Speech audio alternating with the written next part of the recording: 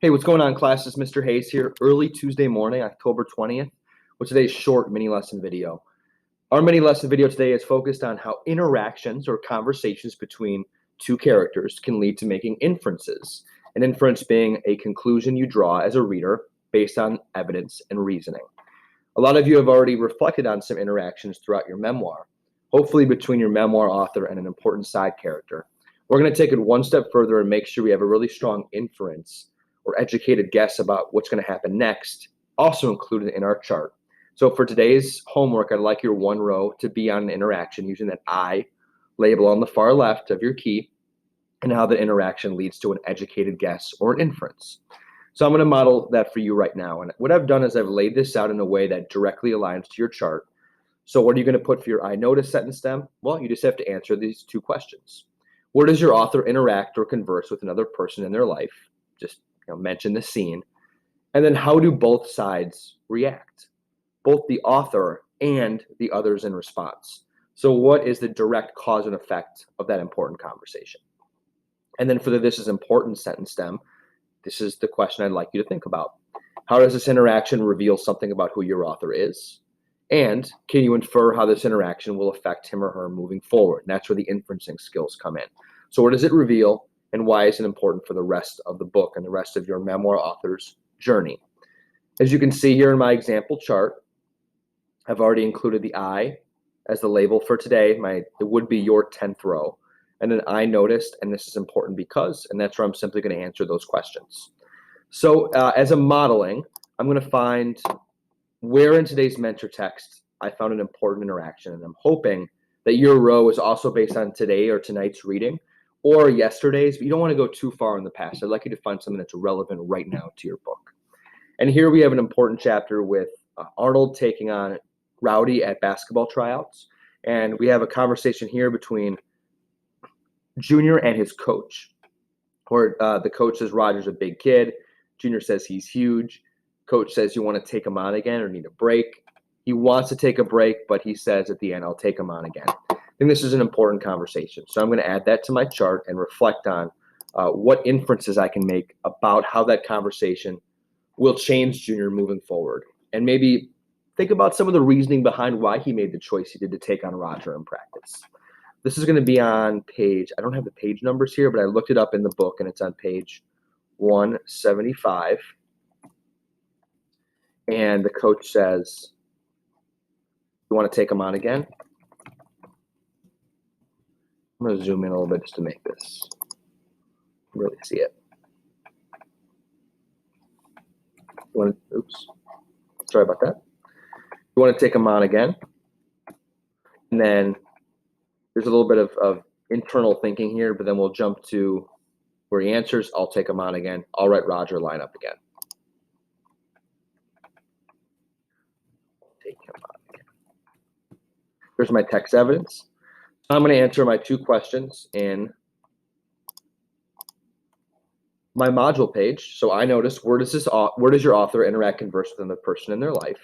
I noticed that Junior demands to his coach that he take on Roger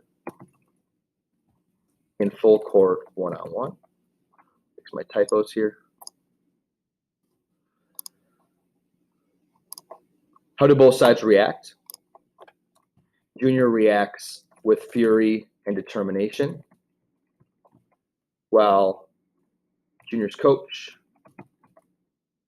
is surprised. Junior wants to take on the biggest, baddest kid.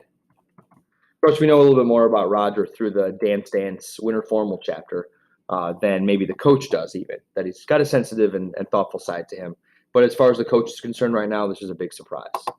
So I've got that down. Now I want to make my inference. Why did I choose this conversation? Why is it important? What does it reveal? And what can I infer moving forward?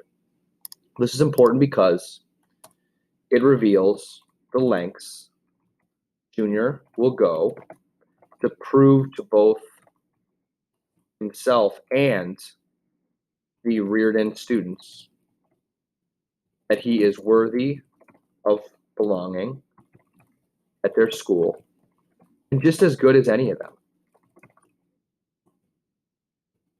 Is it dumb to take on Roger in this type of drill? Yeah, probably. Roger's gigantic and he's going to run Junior over.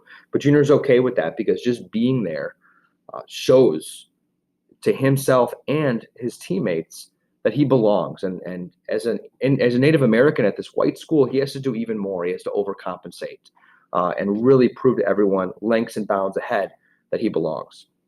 So I'm going to include that thought too as well. Junior knows as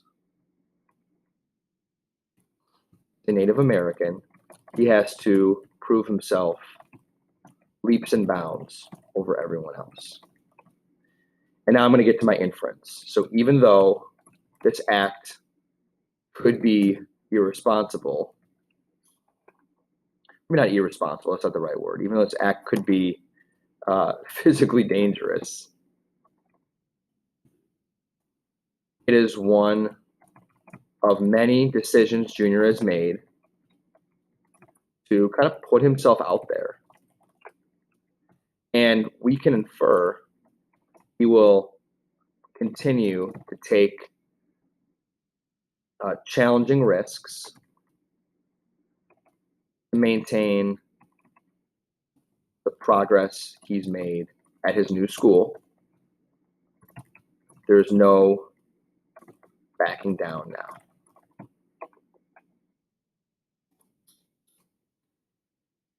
Okay, so there we go.